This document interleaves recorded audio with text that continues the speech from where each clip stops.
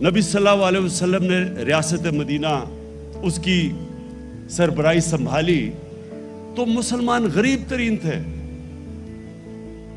ज्यादातर तो लोग हिजरत करके आए थे, कुछ भी नहीं था उनके पास, लेकिन इसके बावजूद उन्होंने तब फैसला किया कि हम इसको एक फलाई रियासत बनाएंगे। उन्होंने ये फैसला किया कि रियासत जिम्मेदारी लेगी अपने कमजोर लोगों की। आपको तब फलाई रियासत बनानी चाहिए जब आपके पास पैसे हो, लेकिन मदीना की रियासत में तो पैसे नहीं थे।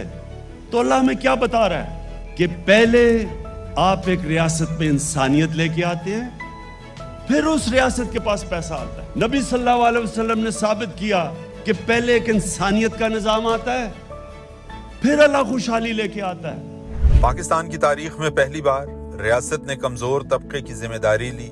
मदीना की रियासत की तर्ज पर फलाही रियासत बनाने के वजीर आजम इमरान खान के मिशन की तकमील के लिए एहसास प्रोग्राम के तहत मुल्क भर में जगह जगह पनाह गाहें कायम की गईं, जहां गरीब मेहनत कशों को छत और दीगर बुनियादी सहूलियात के साथ साथ मुफ्त 2 वक्त का खाना फराहम किया जाता।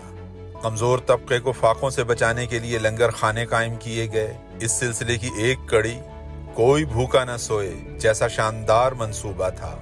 कफालत प्रोग्राम के तहत गरीब और नादार अफराद को माली मदद फराहम की गई।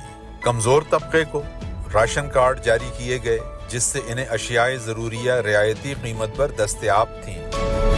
वर्ल्ड बैंक ने एहसास प्रोग्राम को समाजी तहफ़्फ़ुज़ पर दुनिया के 4 बेहतरीन प्रोग्राम्स की फहरिस्त में शामिल किया है।